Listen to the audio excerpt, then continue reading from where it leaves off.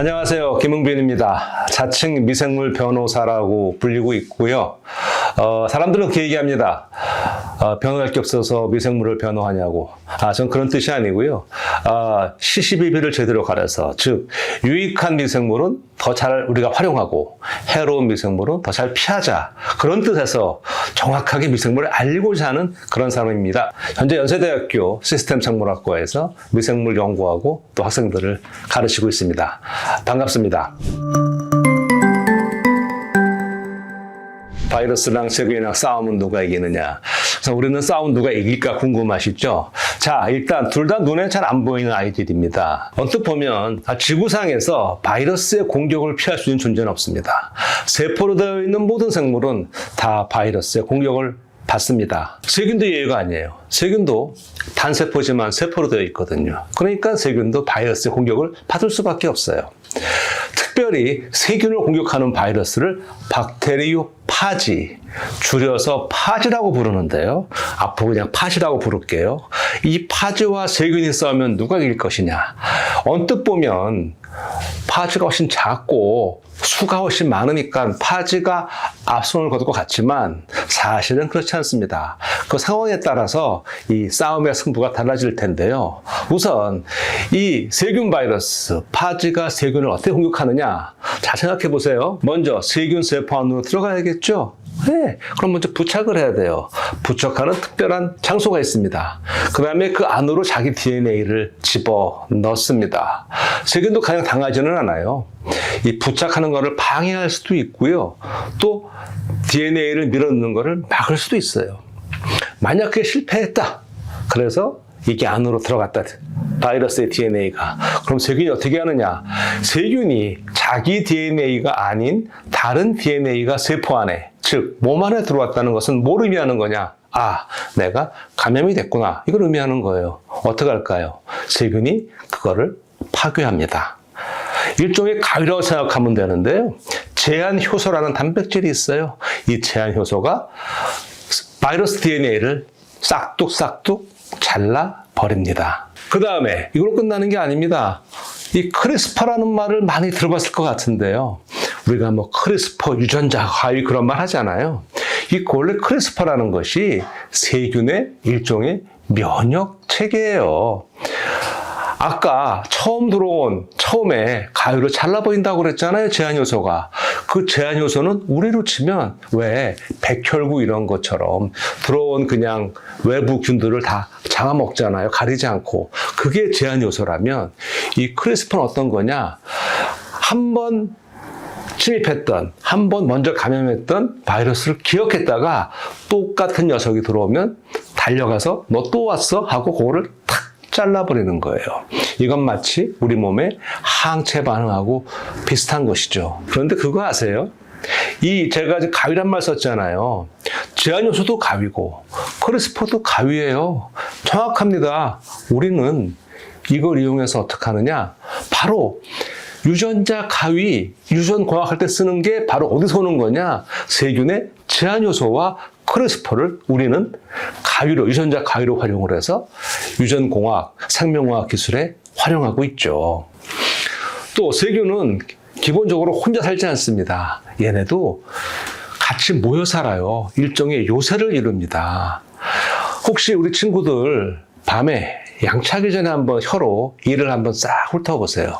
느낌 한번 기억해 보세요. 양치 전에는 그렇게 유쾌하지 않습니다. 양치를 잘하고 한 번 더 이를 싹 한번 혀로 문대보세요. 아주 매끈한 게 개운하고 깔끔할 겁니다. 왜 그럴까요?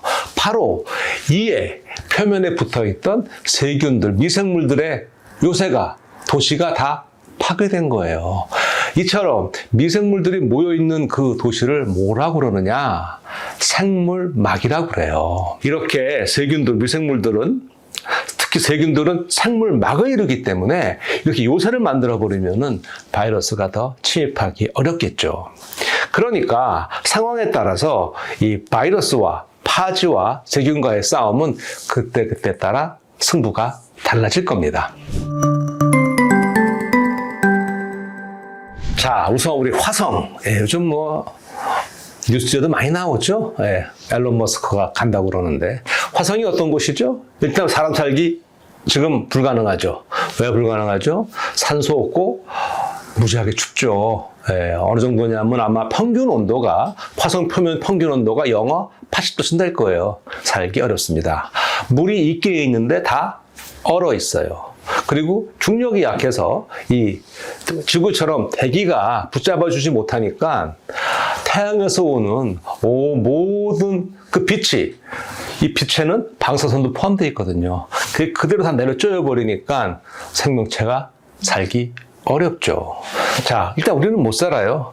그러면 세균과 바이러스는 어떻느냐? 지구에서는 세균이 안 사는 곳이 없습니다. 저 바다 깊은 곳에 가면 바닷속에서도 땅 위처럼 용암문출하거든요. 엄청 뜨거워요. 거기는 물의 온도가 몇 도냐? 거기는 물의 온도가 400도 이상 올라가요. 아니, 어떻게 물이 400도 이상 올라가냐? 끓지 않고. 왜 끓지 않고 물의 온도 올라가느냐? 압력이 높잖아요. 바다는 10m마다 1기압씩 올라가거든요. 지구에서 가장 깊은 바다는요, 한 3000m 돼요. 그러면 300기압입니다. 어떤 기압이냐? 그 기압은 코끼리 한 마리를 우리 엄지손가락 위에 올려놓은 그 정도의 압력이에요. 그런 곳에서는 물이 100도, 200도 올라가도 물이 끓지 않고 뜨거워만 집니다. 그런 곳에서도 사는 미생물이 있습니다. 그리고 추운 곳, 남극에 가면은요, 데스밸리라는 죽음의 계곡이라는 뜻이겠죠? 그런 곳이 있어요. 남극은 원래 추운 사막이거든요. 거기는 비가 안 와요. 거의 안 와요. 가끔 눈발 날리는데 그것도 확 날려버려요. 그러니까 바람 많이 부는 굉장히 추운 사막이에요. 남극 데스밸리에 암석 사이사이에도 살아가는 세균이 있습니다. 얘네들은 거기서 광합성도 해요. 바로 남극의 데스밸리 같은 곳이 지구에서 화성의 조건과 가장 비슷한 곳이에요. 그렇다면 이렇게 지구에서도 이렇게 힘든 환경에 사는 세균들이 있으니까 이런 친구들은 지금 화성에 가서도 잘하면 살 수 있는 가능성이 있겠죠. 실제로 이런 미생물들을 활용을 해서 화성을 지구처럼 화성에 인간을 비롯한 다른 생물이 살 수 있는 곳으로 바꾸는 거, 그걸 테라포밍이라고 그러는데, 원래 과거 원시 지구에서도 생물이 없었잖아요. 근데 생물이 살 수 있게 됐잖아요. 그게 가능했던 것은 바로 광합성을 하는 세균이 나왔고, 그 덕분에 산소가 발생을 했고 쭉 그렇게 변해온 거거든요. 그와 비슷한 논리로 실제로 지구에서 이렇게 지구의 아주 척박한 환경에서 사는 세균을 비롯한 미생물들을 화성으로 가져가서 먼저 화성을 좀 생물이 살 수 있게 테라포밍을 하는 계획도 가지고 있어요. 그러니까 화성에서 살 수 있는 세균은 드물겠지만 충분히 가능하다고 보고요. 바이러스는 조금 상황이 다른 게, 바이러스는 일단 숙주가 있어야만 살 수가 있잖아요. 숙주 밖에서는 단순한 입자에 불과한데, 코로나 바이러스 그런 거 봐서도 알겠지만 숙주 밖에 노출이 되면 바이러스에 따라서 몇 시간 또는 며칠 파괴돼 버리거든요. 그러니까 지금 상태로서 바이러스는 화성에서 산다. 사실 바이러스가 산다는 표현도 조금 애매하긴 해요. 근데 일단 바이러스의 입자가 화성에 가서 버틸 수 있느냐, 힘들 것 같아요. 먼저 숙주가 있어야 될 테니까. 예, 보통 우리 경험상 감기 걸리고 독감 걸리고 그러면은 낮보다는 밤에 자려고 그러면 더 아프죠. 잠도 못 자고 코도 막히고 머리도 더 아프고 더 열나는 것 같고. 그거는요, 사실 이 우리 몸의 면역 반응이요, 이 열나는 것도 일종의 우리의 방어 면역 반응 중에 하나거든요. 열이 나면 어떻게 되느냐, 보통 밖에서 들어온 이런 우리 병원균들, 얘네들은 이 온도가 올라가면 상대적으로 힘들어져요. 너무 더워서. 반면 온도가 올라가면 우리 몸에 있는 이 효소나 방어체계는 활성이 좋아지기 때문에 싸우는 데 유리해집니다. 그렇게 되면 염증 반응도 더 잘 일어나요. 염증 자체가 나쁜 거 아니에요. 염증 반응도 일종의 우리에게 싸우는 방어 과정이거든요. 그러니까 밤이 되면 우리 면역 기능이 더 활성화되면서 낮보다는 더 누워있을 때 이런 면역 기능이 활성화되면서 병원균과의 싸움이 더 격화되니까 그 부산물로 뭐 통증이라든지 더 열이 난다든지 그래서 밤이 되면 더 아플 수 있을 것 같고요. 또 한 가지는 이 낮에는 우리가 여러 가지 활동도 하고 다른 거 신경 쓸 게 많잖아요. 그러니까 상대적으로 무슨 못 느끼다가 밤에 가만히 누워 있으면 가만히 누워 있으면 여러 생각도 하는데 몸 아픈 거를 더 잘 느끼겠죠. 그 또 하나는 밤에 잘 때는 이 건조해지기가 쉬워요. 낮에 활동할 때는 그래도 다른데 밤에 잘 때는 가만히 누워 있으면 좀 건조해지면 그것도 우리 특히 호흡기 관련 감염이라면 그 건조해진 공기도 오히려 우리 몸을 좀 더 아프게 느끼게 하는데 영향을 줄 것 같아요.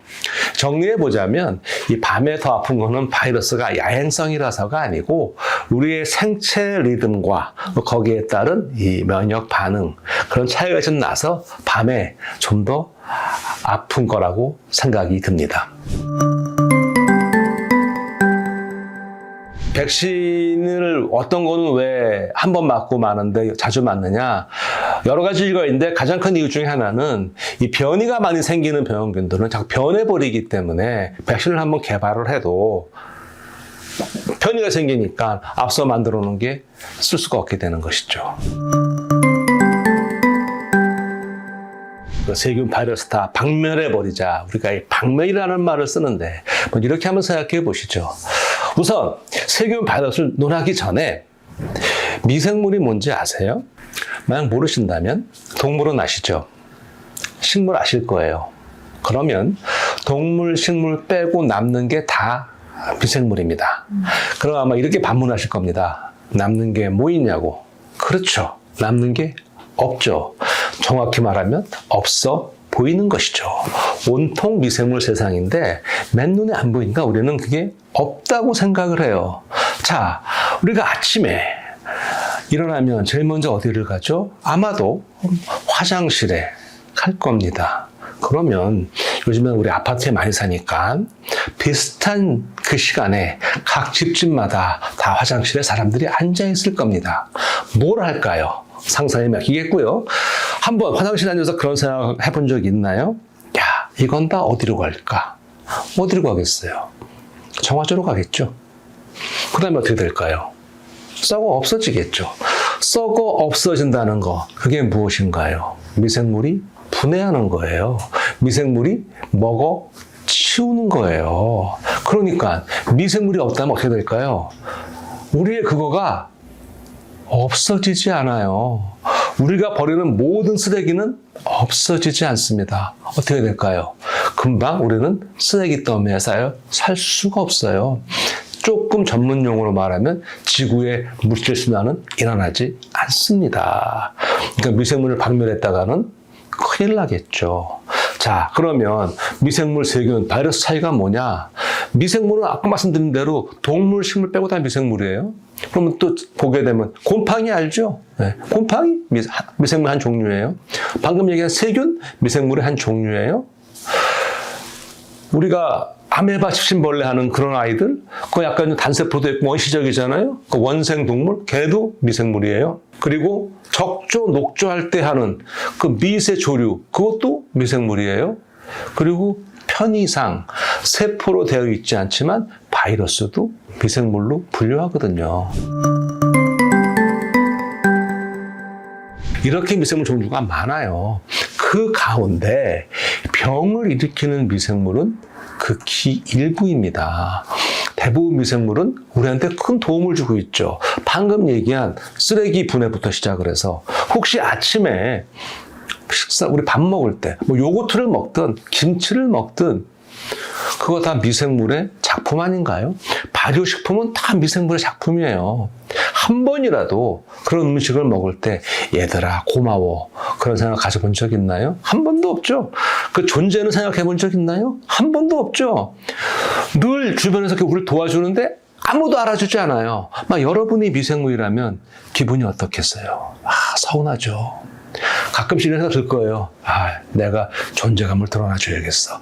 근데 아무리 이렇게 잘해줘도 이거 존재감을 안 드러내니 어떡해. 개 중에 미생물 가운데 개 중에 조금 성깔 까칠한 애들이 안 되겠다 병을 일으킨다. 그런 사람들이 깜짝 놀라죠. 미생물이 왔다. 나쁜 것들 박멸해야지. 박멸의 대상이 아니죠. 우리가 아까 내가 처음에 얘기했는데요. 미생물 변호사 역할이 어떤 거냐? 바로 이겁니다. 이렇게 좋은 미생물들을 잘 활용을 하자. 이거 없이 살 수가 없다. 미생물은 박멸의 대상이 아니다. 우리의 반려의 대상이다. 요즘 반려견, 반려묘, 반려식물, 반려곤충도 있고 많은 반려생물들이 있습니다. 저는 가장 우리한테 친숙하고 오래된 반려생물은 바로 반려미생물이라고 생각합니다. 얼마나 사랑하면 항상 몸에 품고 다니잖아요. 장내미생물 좀 얘기 많이 들으셨죠? 아무리 반려견을 예뻐해도 학교에 데려갈 수 없잖아요. 그런데 반려미생물, 장내미생물은 맨날 데리고 다니죠. 그리고 얘네 잘한다고 뭐 먹고 갖고 주잖아요. 박멸의 대상이 아니에요. 평생을 같이 하는 반려의 대상인 것이죠. 단, 비록 일부지만 우리를 괴롭히는 해로운 유해한 아이들은 어떻게 하면 되겠죠? 일단 최대한 만남을 피해야 되는 것이고, 만났을 때는 그거를 얼른 극복할 수 있도록 치료제도 개발하고 백신도 개발하고 여러 조치는 해야겠지만 모든 것들을 다 박멸해버린다? 그러면 우리도 살 수가 없습니다. 자, 이 책의 제목은 팬데믹과 백신 전쟁입니다. 제목이 좀 겁나죠. 전쟁이라고 그러니까. 하지만 이 백신은요, 우리가 해로운 미생물들을 만났을 때 그들을 물리칠 수 있는, 미리 예방할 수 있는 좋은 우리의 방패가 되는 것이거든요. 사실 이런 감염병은 인류 역사상 늘 있어 왔어요. 근데 최근 들어서는 약간 상황이 바뀌고 있죠.